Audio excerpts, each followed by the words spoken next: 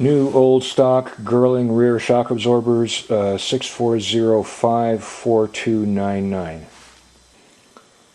The shocks have been repainted and new Girling stickers applied to them. These are the original rear springs. In a concession to modern technology, they have been powder coated black.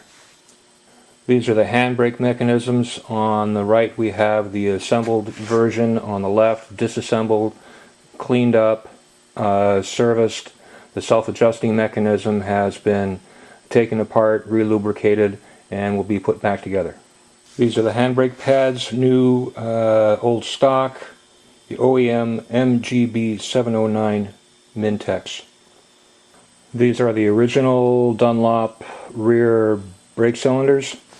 In the interest of safety and durability, they have been relined with stainless steel. These are the rebuilt rear brake cylinders.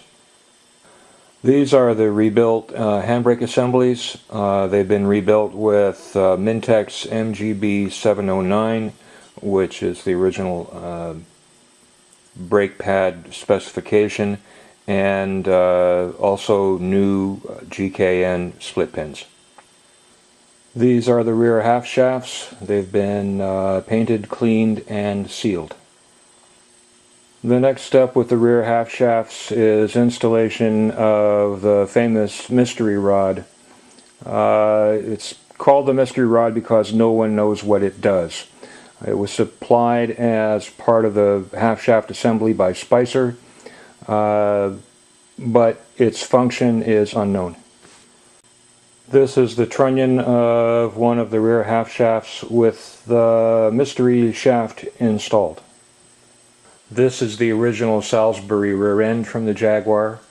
It has been rebuilt by the Ring and Pinion Shop in Oakland, Michigan. It has been rebuilt with 2.9 to 1 gear ratio as opposed to the stock 3.31 to 1. I did that so that at freeway speeds the RPM of the engine would be more relaxed.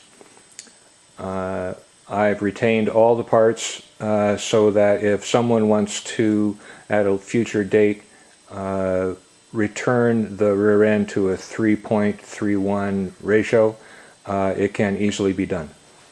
I've elected not to repaint the differential. What you're looking at there may look like rust, but it's not. It's red Gliptol paint. The reason I'm not repainting the differential is that there's a story behind this. Salisbury provided the differentials for the first 500 cars painted inside and out with black Gliptol.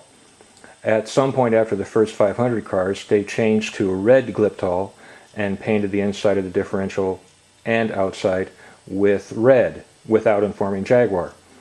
The sheet metal cover for the gear cluster was still being provided in black, so the guys in the shop were faced with a dilemma. Their solution was to simply paint the differential black over the red Gliptol. The problem was that the paint that they used didn't stick very well and soon started washing off.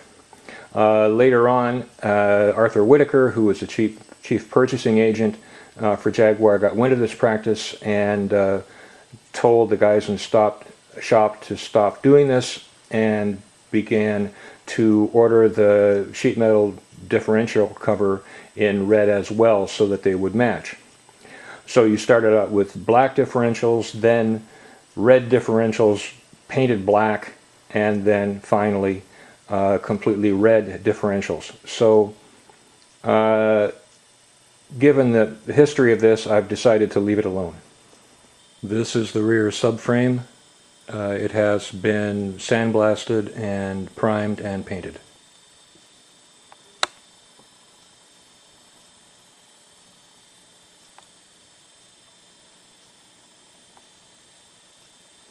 These are the rear brake calipers. They have been cleaned and sealed. These are the rear brake pads. They are new old stock OEM Mintex M33 EE as specified on early cars. These are the rebuilt rear brake calipers. What's interesting about them is the variety of bolts used to secure the cylinder to the caliper. There are ARB, TWL, Rubery-Owen, Newton, and Bees bolts. The bolts used to secure the bracket that retains the brake pads are Wiley. This is one of two new rear brake discs made by Auto National in Great Britain. I would just like to emphasize that these brake discs are not Chinese made, but made in the UK. The rear half shafts were supplied to Jaguar by Hardy Spicer. Here are two of the U-joints, or as Jaguar refers to them, journal assemblies. Two of the four were fine and have been cleaned up and rebuilt. These two I managed to find. The one on the left is a bit newer than the one on the right, but they are both Spicer part number HS179, which is a direct cross-reference from the original from Jaguar, which was a K5 GB10. That number is no longer available.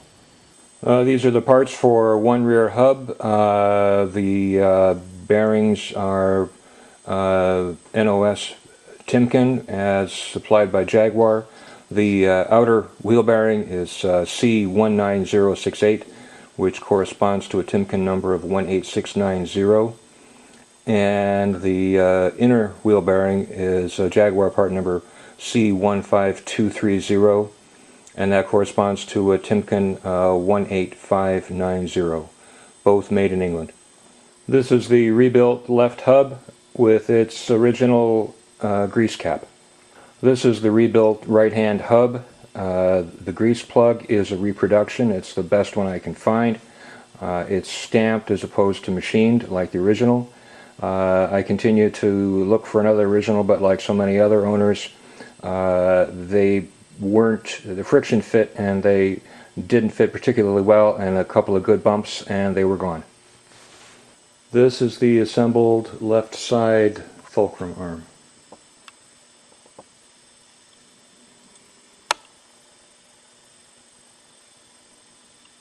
This is the right side swing arm assembly after restoration.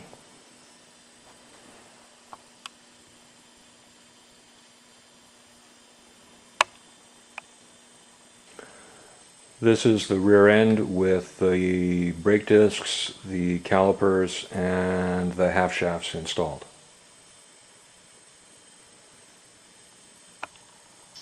This is a shot of one of the bolts that secures the rear brake caliper.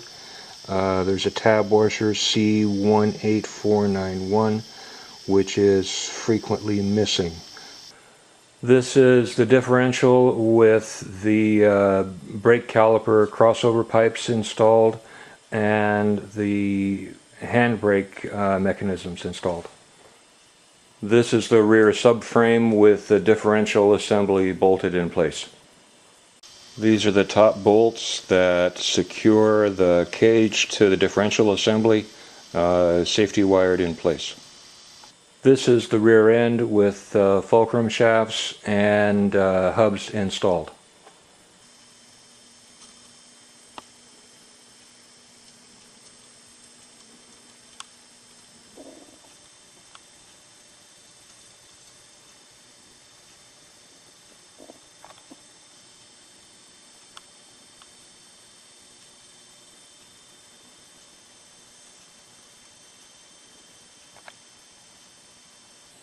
This is the rear subframe with the bottom plate installed. There are a number of different manufacturers of bolts here. Most of them are B's, some of them are GKN, and some are ARB. This is the rear subframe with the brake lines installed. This is one of four of the rear shock absorber assemblies. This is the rear end with the shocks and springs installed.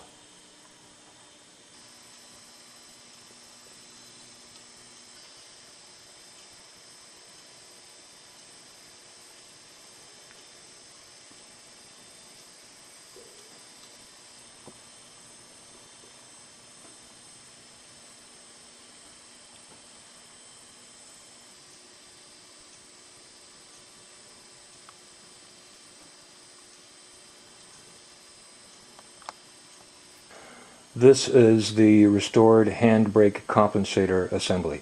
It has been cadmium plated.